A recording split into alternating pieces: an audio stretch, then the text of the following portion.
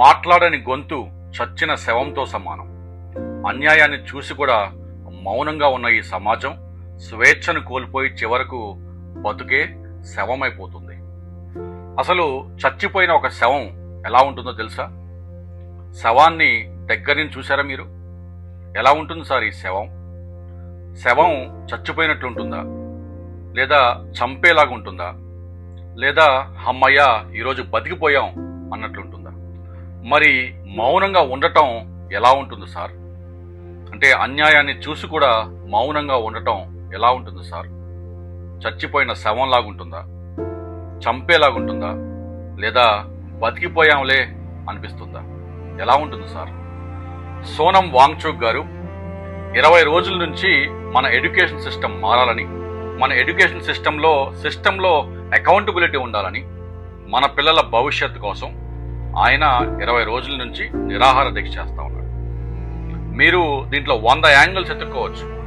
Cockroach party అని, సిజేపీ అని, అది ఇది అని, లేకపోతే ఆ స్టేజ్ మీద ఎవరో రాముడిని గురించి ఏదో మాట్లాడారని 100 యాంగిల్స్ ఎత్తకచ్చు. అవన్నీ పక్కన పెట్టి ఒక్క నిమిషం ఆలోచిస్తే ఆయన ఒక మంచి ఎడ్యుకేషనిస్ట్, ఒక మంచి ఎన్వైరన్మెంటలిస్టు. ఆయనకి ఏషియన్ నోబెల్ ప్రైజ్ అంటారు, మెగాసెసే అవార్డు. అది కూడా ఆ మెగాసెసే అవార్డు గ్రహీత ఆయన. అట్లాంటి వ్యక్తి ఒక పీస్ఫుల్ ప్రొటెస్ట్, ఒక హంగర్ స్ట్రైక్ చేస్తుంటే దాన్ని చూసి కూడా మౌనంగా ఉండిపోవటం, దాని గురించి మాట్లాడకపోవటం న్యాయమేనా? వీళ్ళు చచ్చిన శవాలతో సమానం కదా? అదేనండి నేను మాట్లాడేది మన తెలుగు రాష్ట్రాల్లో ఉన్న శవాల గురించి. మన యాక్టర్లు, మనం అభిమానించే హీరోలు, మన సోషల్ మీడియా ఇన్ఫ్లుయెన్సర్లు వీళ్ళంతా ఎక్కడ చచ్చిపోయినారు సార్? ఈరోజు యాడికి పోయినారు సార్ ఈ స్టార్లంతా? మెగాస్టార్లు, సూపర్ స్టార్లు, పవర్ స్టార్లు, సూపర్ మెగాస్టార్లు, ఐకానిక్ స్టార్లు, రెబల్ స్టార్లు ఎక్కడ పోయారు సార్ ఈ స్టార్లంతా?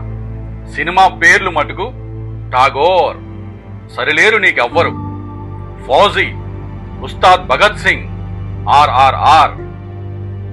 కానీ నిజ జీవితంలో చచ్చిన శవాలతో సమానం వీళ్ళు. సమాజం గురించి, సమాజ భవిష్యత్తు గురించి, పిల్లల భవిష్యత్తు గురించి మీకు పట్టదా? నీట్ పేపర్ లీక్ తర్వాత 20 మంది పిల్లలు ఆత్మహత్య చేసుకుంటే దాంట్లో ఆ లిస్టులో మీ పిల్లల పేర్లు లేకపోవచ్చండి, కానీ ఆ పిల్లల వయసు గల వారు మన ఇళ్లలో లేరా? మన పిల్లల భవిష్యత్తు కోసం కదా ఆయన 20 రోజుల నుంచి దీక్ష చేస్తా ఉన్నాడు. You can't even show some solidarity. One tweet grow some spine man. Such a fucking shame. కదిలేది కదిలించేది, మారేది మార్పించేది, పాడేది పాడించేది, పెనునిద్రను వదిలించేది కావాలోయి నవ కవనానికి అని శ్రీశ్రీ గారు మా ప్రస్థానంలో చెప్పినారు. వీళ్ళ పెనునిద్ర వదిలించేది ఎవరు? వీళ్ళ హీరోలు, వీళ్ళ మనం స్టార్లని నెత్తినేసుకుని ఊరేగింది, వీళ్ళ సినిమాలన్నా మనం ఎక్కువ రేట్లు పెట్టి సినిమాలు చూసింది. ఆపేయండి, వీళ్ళందరినీ అన్ఫాలో చేయండి, వీళ్ళ సినిమాల చుట్టూ ఆపేయండి హాలల్లో.